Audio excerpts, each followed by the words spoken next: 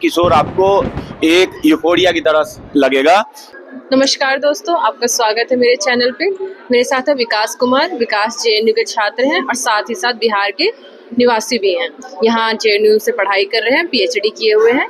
इनसे मुझे जानना था कि बिहार में जो रिजल्ट आया है बिहार चुनाव का, इसको वो किस नज़रिए से देखते हैं और इस पे उनकी क्या राय है। नमस्कार मेधा, और बहुत ही अच्छा सवाल आपने पूछा कि बिहार का जो रिजल्ट आया है उसे एज अ बिहारी और एज अ रिसर्च स्कॉलर के तौर पे और ऊपर से जेएनयू के रिसर्च स्कॉलर के तौर पे मैं कैसे देखता हूँ। तो दो तीन बातें मैं इसमें बताना चाहूँगा। पहली बात तो ये है कि बिहार का जो रिजल्ट है असल में बिहार की जनता के तौर पर जनमत है, और वो जनमत दिया गया है इस बार के जेडीयू और बीजेपी का जो एनडीए अलायंस था उनको।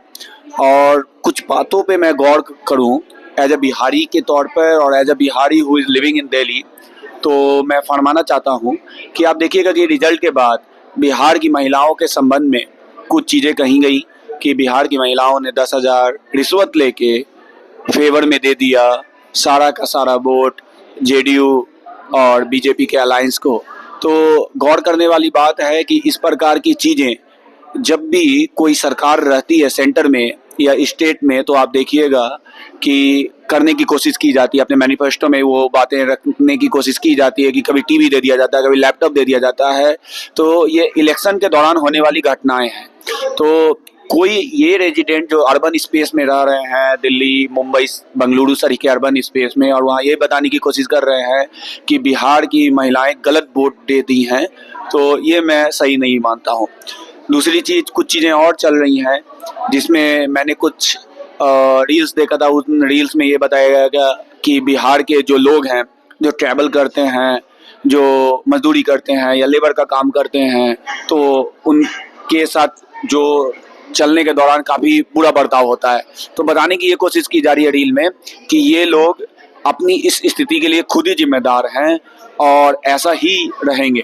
तो देखने वाली बात, आप देखिएगा कि मनमोहन सिंह भी साउथ दिल्ली से इलेक्शन लड़े थे और वो भी चुनाव हारे थे। तो इलेक्शन पर वोट देना इस बात पर बिल्कुल नहीं निर्भर करता है कि आप शिक्षित हैं या अशिक्षित हैं, बल्कि इस बात पर निर्भर करता है कि जो नेता आपके यहाँ से खड़ा हुआ है या खड़े हुए हैं वो कितना रीच आउट कर रहे हैं। तो शिक्षा से इसका लेना देना नहीं है। तो बिहार को इनडिग्निफाई किया जाना, बिहार की आइडेंटिटी को मलिन किया जाना कि वहाँ के वोटर जो हैं समझदार नहीं है, ये बिल्कुल भी गलत है। और फैक्ट के आधार पर इसे देखा जा सकता है कि भारत में जो वोटिंग की पद्धति रही है वो इसी प्रकार की रही है कि वोट जनता लगभग मेजॉरिटी ऑफ द टाइम उन लोगों को देते हैं जो रीच आउट करते हैं जनता को। तो आपकी नज़र में प्रशांत किशोर जो हैं वो रीच आउट नहीं कर पाए जनता को? ये आपने काफ़ी इम्पोर्टेंट सवाल पूछा। प्रशांत किशोर के बारे में अगर मैं बताना चाहूँ तो एक और उदाहरण देना चाहूँगा। आप देखिएगा कि चंद्रशेखर जो भीम आर्मी के हैं, आज़ाद समाज पार्टी के, उन्होंने किसी एक व्यक्ति को दिया था टिकट महाराष्ट्र के आसपास, मुंबई के आसपास। उनका काफ़ी ज़्यादा इंस्टा पे फॉलोवर था और वो काफ़ी बुरी तरह हारे थे, तो एजाज खान। तो बात ये है कि आप ये चीज़ें कैसे समझ रहे हैं कि प्रशांत किशोर रीच आउट कर रहे हैं जनता को। आप दिल्ली में बैठे हुए हैं या मुंबई में बैठे हुए हैं, बेंगलुरु में बैठे हुए हैं, आप सोशल मीडिया के थ्रू ये जानकारी प्राप्त कर रहे हैं कि प्रशांत किशोर जो मुद्दे लेके जा रहे हैं वो मुद्दे जेन्युइन है। हेल्थ का मुद्दा, सड़क का मुद्दा, हॉस्पिटल का मुद्दा। मैं बस एक सवाल पूछना चाहता हूँ छोटा सा आपके दर्शकों से, क्या हेल्थ का, हॉस्पिटल का, सड़क का मुद्दा बीजेपी या एनडीए या आरजेडी लेके नहीं चलती है क्या? बिल्कुल, ये मुद्दा बहुत ही कॉमन मुद्दा है, हर पार्टी लेके चलती है। ये मुद्दा हर पार्टी के लोगों के बीच में शुमार रहता है। सवाल ये है कि प्रशांत किशोर की पार्टी पे जनता क्यों विश्वास करे। प्रशांत किशोर की पार्टी से पहले एक प्लूरल पार्टी आई थी पुष्पम प्रिया चौधरी की, वो आप देखिएगा पढ़ के आई थी लंदन से। और क्या कोई लंदन से पढ़ के आएगा और उस नाली को समझ पाएगा क्या कि जो 2 साल से नाली बह रहा है किसी गांव के किनारे? प्लूरल्स पार्टी की ही जो मुखिया हैं वो देखिएगा मास्क पहन के चलती हैं हमेशा। क्या जरूरत है उनको मास्क पहनने की? कोई जरूरत नहीं है। वो अपने आपको बिहारी बताती हैं, मगर बिहार में होके भी बिहार के लोगों से दूर रहती हैं। तो ऐसे लोग जो प्रशांत किशोर को समर्थन करते हैं या प्रशांत किशोर की पार्टी के लोगों को समर्थन करते हैं कि कोई प्रोफेशनल है, कोई डॉक्टर है, कोई इंजीनियर है या कोई बहुत ही अच्छा एंटरप्रेन्योर है, और इस आधार पे मान के चलते हैं कि वो जनता के बीच जाते ही जनता के लिए काम करने लगेगा, तो ये मैं गलत मानता हूँ। आप बांग्लादेश का उदाहरण देखिए कि बांग्लादेश में एक नोबेल लॉरेट को बनाया गया और बनने के बावजूद भी वहाँ पर बांग्लादेश के जो युवा है असंतुष्ट हैं। असंतुष्टि का कारण ये है कि नोबेल लॉरेट का प्रोफेशन नोबेल लॉरेट का है। नोबेल लॉरेट को आप उठा के अगर पॉलिटिकल सीट पे रख दीजिएगा तो हो सकता है कि वो सही तरीके से रूल नहीं कर सके। तो बात वही आ जाती है कि जनता के बीच कोई रीच आउट कितना कर रहा है। प्रशांत किशोर की पार्टी ऑफ कोर्स मेरा मानना है जमीनी तौर पर बिल्कुल रीच आउट नहीं कर पाई, और आसमानी तौर पर मतलब सोशल मीडिया के तौर पर जो अर्बन स्पेस में लड़ने वाले लोग हैं उनको ये लगा कि ये ऐसे मुद्दे लेके आ रहे हैं जो मुद्दों से बिहार के लोगों का भला होगा। मैं ये जानना चाहती थी कि नीतीश कुमार साल दर साल चीफ मिनिस्टर बनते ही रहते हैं, वो क्या काम किए नहीं किए हैं पूरा जनहित में, सबके पब्लिक डोमेन में है, क्या काम किए हैं? कोई खास काम ऐसा किए नहीं है जिसके लिए उनको प्रसिद्धि मिली हो, उनका गुणगान किया जाए। लेकिन एक बार आपको नहीं लगता कि प्रशांत किशोर को मौका मिलना चाहिए था? बिहार की जनता को एक बार मतलब बदलाव देखना चाहिए था कि एक शिक्षित जो बंदा है, जो लीडर है, अगर वो ग्राउंड पे आता है तो वो क्या करके देता है, एक बार उसे भी तो ट्राई करना चाहिए। आपने जो कहा इसमें मुझे दो सवाल लगा। पहला सवाल तो ये था कि आपने नीतीश कुमार के बारे में कहा कि नीतीश कुमार बार बार मुख्यमंत्री बन रहे हैं और काफ़ी बार मुख्यमंत्री बन रहे हैं, और आपने क्वेश्चन भी किया इसमें कि कुछ खास काम नहीं किए। पहला तो यह सवाल, और दूसरा आपने ये कहा इसी क्वेश्चन को एक्सटेंड करके कि आपको लगता नहीं है कि प्रशांत किशोर जो कुछ मुद्दों को लेकर आगे बढ़ रहे हैं उनको जनता को एक बार मौका देना चाहिए। तो मैं पहली सवाल को एड्रेस करता हूँ। पहला सवाल आपका ये था नीतीश कुमार के बारे में।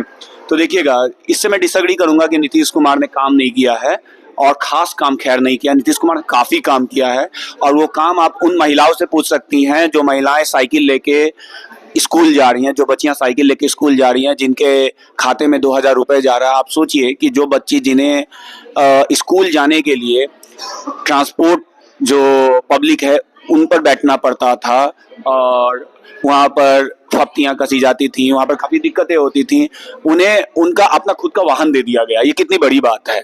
दूसरी बात, पोशाक जो है, जो लोअर मिडिल क्लास या गरीब महिलाएं हैं, पोशाक का उनको काफ़ी दिक्कत होता है। पोशाक आप जानिए कॉन्फिडेंस भी लाता है कि आप कैसा पोशाक पहना है। नीतीश कुमार ने पोशाक प्रोवाइड करवाया उनको। केवल बच्चियों के दृष्टिकोण से मैं कह रहा हूँ, यहाँ पर नीतीश कुमार का अन्य भी काम है जिसके बारे में लंबी बातचीत हो सकती है। तीसरी बात, अगर और देखिएगा बच्चियों के दृष्टिकोण से डिटेल में, तो आपको पता लगेगा कि महिलाओं के अंदर नीतीश कुमार के लिए एक सॉफ्ट कॉर्नर है।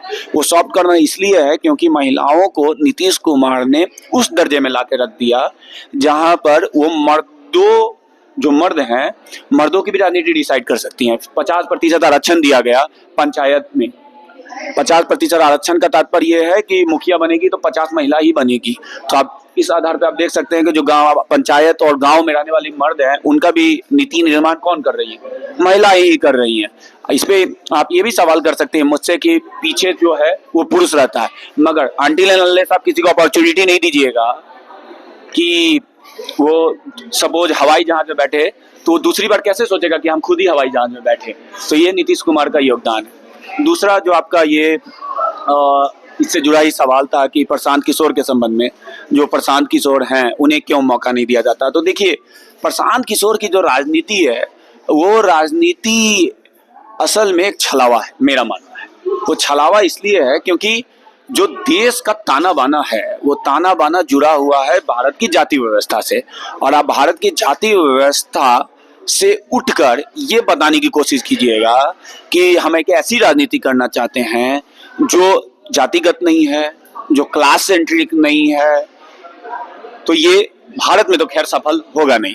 प्रशांत किशोर की खुद की राजनीति देखिए कि जो पीला झंडा प्रशांत किशोर की जो पार्टी में मनीष कश्यप वगैरह जो लोग हैं पीला झंडा फहराते हैं, वो मनीष कश्यप कौन है? मनीष कश्यप की पहचान आप देखिए। मनीष कश्यप एक भूमिहार कार से बिलोंग करते हैं, वो काफी ज्यादा भूमिहार ओरिएंटेड बात करते हैं। भूमिहार ओरिएंटेड बात बिहार में करने का मतलब ये है कि आप उस उच्च जाति को आगे बढ़ावा दे रहे हैं जो उच्च जाति एक समय तक शोषण कर रही है। यहाँ पे मैं ये बताने की कोशिश नहीं कर रहा हूँ बिल्कुल भी कि भूमिहार जो है सभी शोषण कर रहे हैं, मगर एक शोषण का इतिहास तो रहा है, तो आप उसको एड्रेस क्यों नहीं कर रहे हैं। दूसरी बात, जो जातिगत सच्चाई है उस सच्चाई को भुलाकर आप ये बोले कि भारत में आके एक ऐसा पैरेलल व्यवस्था हम बनाएंगे जहां पर आप केवल अस्पताल में फोकस करें। ठीक है, अस्पताल बना दीजिएगा, अस्पताल में जो डॉक्टर रहेगा वो रहेगा भूमिहार कास्ट का, वो किसी दलित महिला का इलाज करने से मना कर देगा। तो इस पे आप एड्रेस कैसे कर रहे हैं इस मुद्दे को?